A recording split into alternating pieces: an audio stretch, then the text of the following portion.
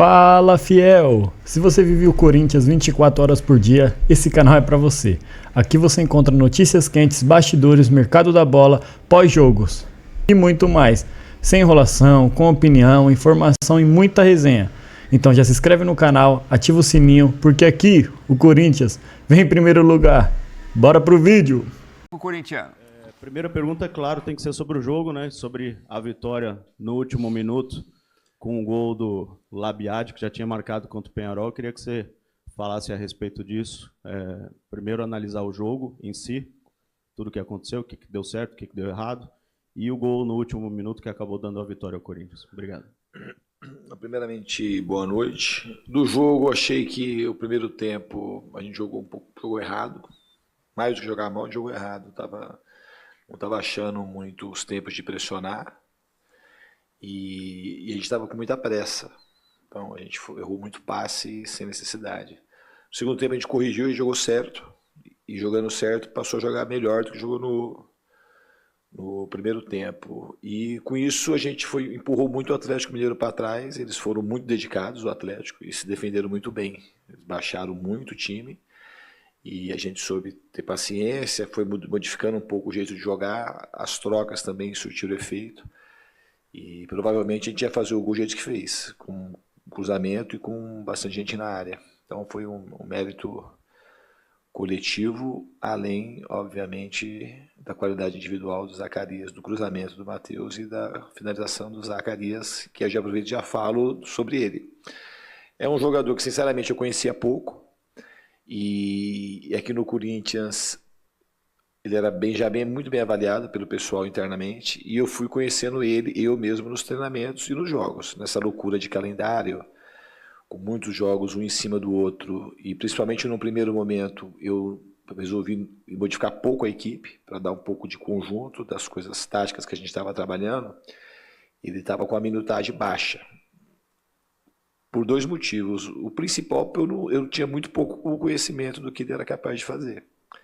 E conforme os jogos foram acontecendo e os treinamentos, eu fui me inteirando da real capacidade dele. E ele é um jogador extremamente técnico, que dá muito volume no jogo, inteligente para jogar e um grande profissional. E acredito também que foi muito mérito de muita coisa para ele ter feito o gol hoje. Muito dedicado esse rapaz. Diniz, boa noite.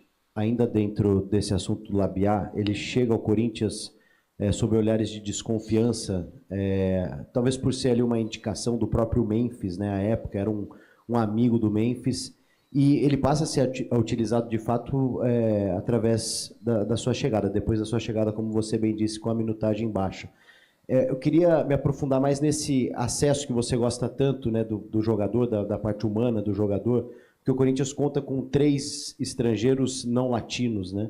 O Labiá também tá nessa lista. Você falou um pouco de como foi descobrindo ele. Como é que é esse acesso para você? Acaba sendo até uma novidade no futebol brasileiro, né?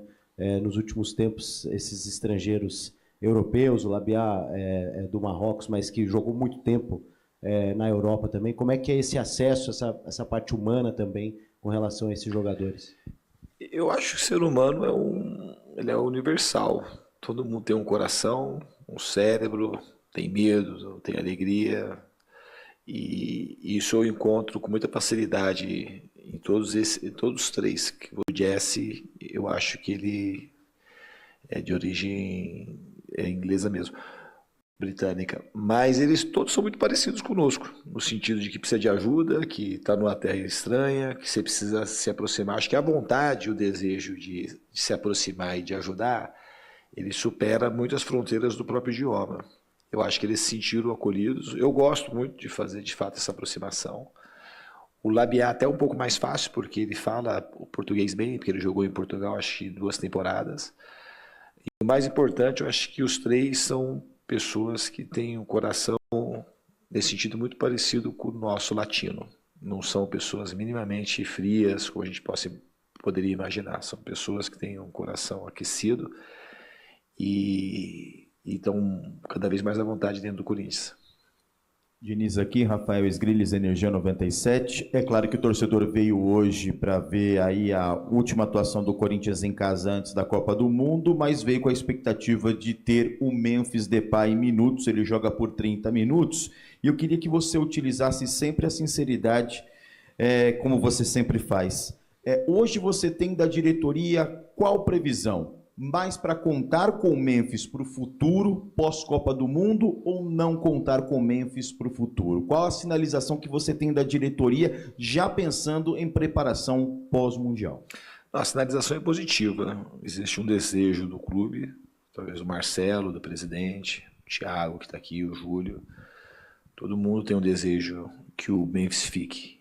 Então, a sinalização é positiva. Eu espero que isso se concretize. Acho que é um jogador que pode ajudar muito o Corinthians ainda. É um jogador que tem uma qualidade muito diferente. Foi muito bom ele voltar hoje, depois de 2 meses, e ele se preparou, se dedicou. E eu espero, independente, não foi o último jogo em casa, né? A gente tem a Platense agora na quarta-feira. E depois o Memphis acho que tem que se apresentar na seleção da Holanda. Mas eu espero que quando a gente voltar, que ele volte conosco para nos ajudar na sequência, não só dessa temporada, mas no devir aí dos próximos anos. Fernando aqui, tudo bem? Rodrigo, aqui ó, no fundo, Rodrigo Vessoni, tudo bem? Naquelas valências normais de um jogo, taticamente eu achei que seu time, que o Atlético foi melhor que o seu time de maneira geral. Fisicamente, você tinha poupado os caras na quinta, eu achei que ia estar melhor também fisicamente. Animicamente, eu também achei que ia estar um pouco melhor. E até individualmente, ninguém parecia estar com a estrela do jogo, ninguém pareceu ter feito um grande jogo assim.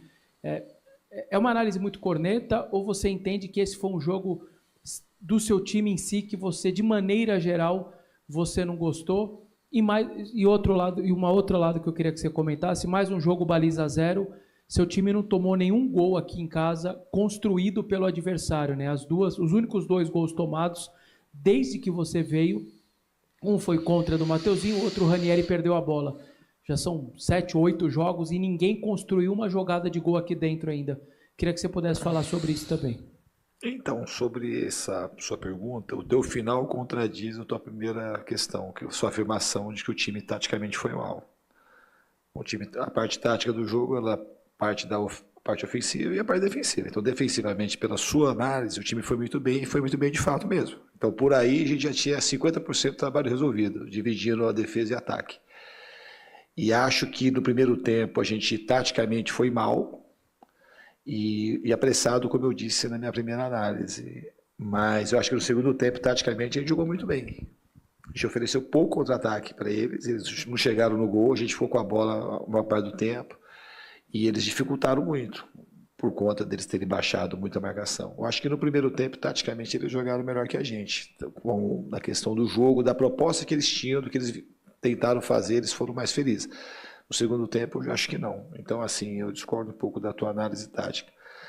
Tecnicamente, a gente errou a gente teve alguns momentos que a gente teve dificuldade. O campo hoje ele estava diferente também, por conta das chuvas, ele estava mais escorregadio, a gente errou com mais passes e domínios que a gente normalmente erra. E em relação a gente não tomar gol, é uma coisa importante, que eu acho que é mérito muito dos jogadores compreenderem que a gente precisa se dedicar muito para a gente defender bem. Porque hoje, se a gente defende mal, a gente não teria vencido o jogo. Podia ter empatado, podia ter perdido, porque a gente só ganhou o jogo porque a gente precisou fazer um gol só, pela insistência que o time teve na final da partida. E foi um gol, já que você falou da parte tática, um gol que teve muito conteúdo tático. A gente teve paciência para circular a bola de um lado para o outro, a gente triangulou pelo lado, a gente preencheu a área, a gente estava com o rebote preenchido. Então esse lance, taticamente, foi um lance que, se você gosta de falar da parte tática, dá uma olhada que você vai ver que tem muita coisa importante taticamente para a gente conseguir fazer aquele gol, além da primazia do arremate do Zacarias. Diniz, aqui, boa noite, aqui Henrique Guilherme, Central do Chimão. Diniz, você já falou um pouquinho disso na quinta-feira no Uruguai, mas hoje o Corinthians está punido por contratar jogadores e vem uma janela de transferências que promete ser agitada para o mercado corintiano. muitos jogadores que atraíram olhares europeus já no início da temporada, Yuri Alberto, André, Breno Bidon, entre outros que podem vir a atrair, o próprio Mateuzinho já foi citado sobre isso, você já respondeu sobre ele em uma outra coletiva. Como é que você enxerga essa possibilidade de um mercado que busca jogadores do Corinthians, mas que até o primeiro momento, até agora, você não poderia buscar reposições no mercado? Como você enxerga a situação e como a diretoria te passa isso no dia a dia? Então, eu já falei isso, acho que na coletiva passada. O nosso maior prêmio nessa janela vai ser a manutenção do time. E se a gente for contratar, a gente vai contratar poucos jogadores. A gente tem um elenco muito bom e tem até gente até demais. E uma característica muito marcante do meu trabalho é o baixo índice de lesão. Hoje, por exemplo, a gente não tem ninguém no DM, está todo mundo à disposição. Então hoje teve 5 jogadores que não deu para incluir na lista de relacionados. Então o maior ganho da nossa janela vai ser a manutenção e com a possibilidade de uma outra contratação. Eu fiquei sabendo por agora da questão do transfer ban, mas também acho que é uma coisa que para frente a gente vai acabar solucionando. Diniz, aqui Vitor Scaroli do GE, boa noite.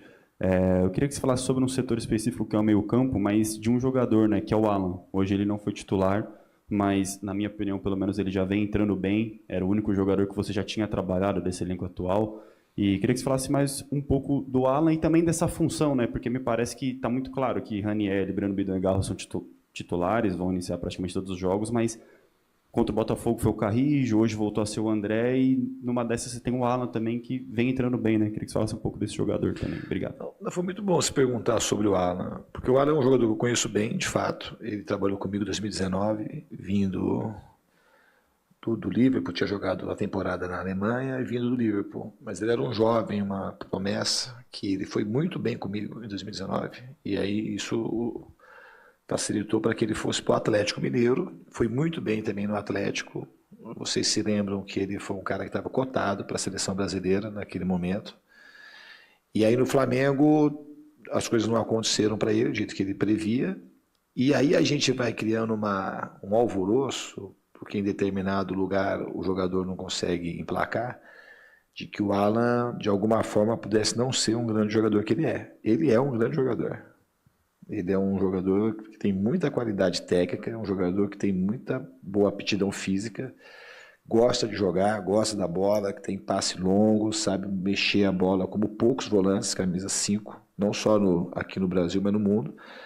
Ele consegue participar muito da saída, ajuda muito a destravar o jogo, e foi uma grande aquisição. E eu tentei levar o Alan para o Vasco, mas na concorrência ele acabou vindo para o Corinthians. Então para a gente é muito bom ter o Alan aqui, além de todos os jogadores que você falou. E o André, que você falou também, o André é uma pedra bruta, é um jogador que tem qualidade técnica muito boa e uma qualidade física exuberante. Então eu já falei mais de uma vez que o André, é questão de tempo para ele adquirindo algumas coisas que ainda falta para ele poder seguir uma carreira de muito prestígio na Europa. Diniz, boa noite, Júlia Fernanda da Rádio Crack Neto. Agora com o Memphis de volta na equipe, o Lingard vinha sendo titular ali no ataque junto com o Yuri. Com isso eu queria saber de você, se você pensa talvez numa mudança tática, o Corinthians começar jogando com 3 atacantes. Obrigada. É uma possibilidade, mas é uma coisa que isso a gente vai ver com mais clareza para frente, né? Porque a gente vai ter mais um jogo e o Memphis já vai se apresentar para a Copa do Mundo, depois do jogo da Platense, eu acho, que é isso que é o cronograma dele. E daqui 2 jogos também a gente vai parar para o recesso aí, desse período que a gente vai ficar sem jogos. E depois, mas é uma possibilidade, sempre, variação tática, elas sempre são possibilidades, a gente vai procurar encaixar os melhores jogadores para que o Corinthians tenha mais chance de vencer os jogos. Aqui, Diniz, Daniel Soares, Bate-Fundo Esportivo. Você em diversos momentos já falou que teve conversas com o Mateuzinho, com o próprio Yuri, que seria melhor ficar aqui, pensando na carreira. Com o Memphis, você já teve ou pretende ter essa conversa sobre... Você já falou diversas vezes que quer que o Memphis fique. Você pretende ter esse papo com eles também? Ficar no Corinthians?